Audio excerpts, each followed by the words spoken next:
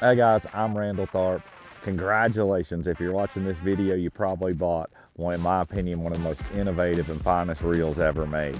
The ARK Gravity series, and this is the G7. So look, I just want to talk with you guys briefly about how to set this reel up initially, because this reel is totally different than any one I've ever used or that you've probably ever used.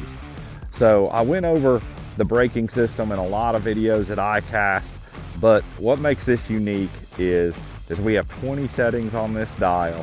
We have a tension adjustment over here, but we have the 3 settings inside on the disc.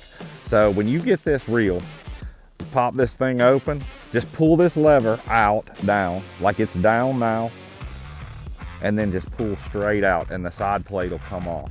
So you can see the magnets in there and you can see this dial. And if you can see, there's 2 little metal prongs and it's on number 2.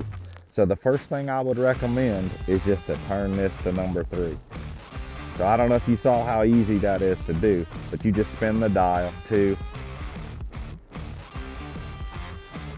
get it lined up, 3. Obviously 1's gonna be the freest, 2's gonna be in the middle of the range, and that's the way it comes set from the factory, and then 3 is gonna be your maximum braking. So that's what I would recommend when you purchase the Gravity G7, is starting on number 3. Then just pop, you hear that pop the side plate on, lock that back in, and then whatever bait you're gonna throw, start setting your tension knob. So what I like to do is crank that tension knob down. The tension knob is this knob right here. Okay, then I disengage the spool, you see it's not spinning.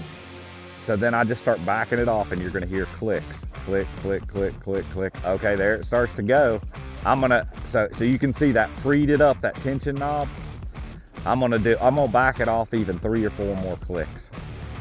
The freer I can make that, the better these magnets work. So then this is gonna give you instant adjustment. Say if it's a windy day, you're gonna wanna crank this knob up like that. Give it more, that puts the magnets more into play. You turn it this way, back down to 1, that's gonna take the magnets off. So I would recommend 3 on the internal and halfway on the external, 10. Set your tension knob and then set your drag.